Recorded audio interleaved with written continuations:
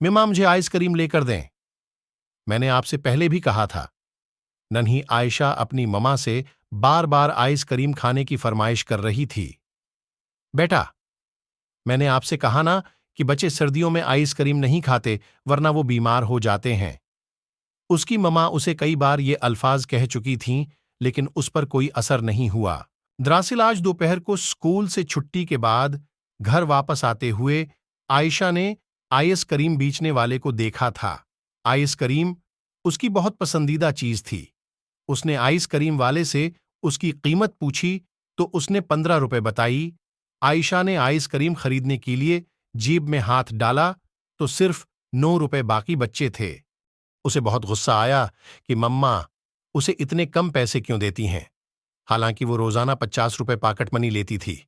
घर आते ही उसने मम्मा से कहना शुरू कर दिया कि उसे आइसक्रीम लाकर दें। मम्मा ने उसको बहुत समझाया कि सर्दियों में आइसक्रीम नहीं खानी चाहिए।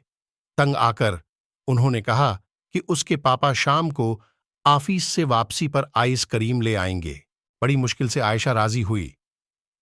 रात को उसके पापा ने फोन पर बताया कि ऑफिस में काम बहुत ज्यादा है, उसलिए वो आज घर नहीं आ सकेंगे। आयशा को ये पता चला तो उसने दोबारा जद शुरू कर दी। आखिर ममा ने अपने मुलाजिम फजलू को बुलाया और उसको मार्केट से आइसक्रीम लाने भेज दिया। आयशा ने मजे ले कर आइसक्रीम खाई और फिर सो गई। सुबह वो उठी तो उसके गले में शदीद दर्द था। उसके तो हल्क से आवाज न निकल पा रही थी। साथ तेज बुखार भी हो गया था। इस वजह से वो स्कूल भी न जा सकी। थोड़ी देर बाद पापा घर आए तो मम्मा ने उन्हें सारी बात से आगाह किया।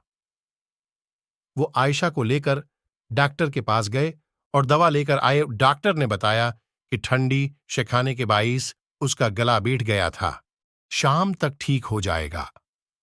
आयशा ने घर आकर मम्मा से अपनी हठधर्मी की माफी मांगी और कहा कि मैं आज के बाद सर्दियों में आइसक्रीम खाने के लिए तंग कभी नहीं करूंगी।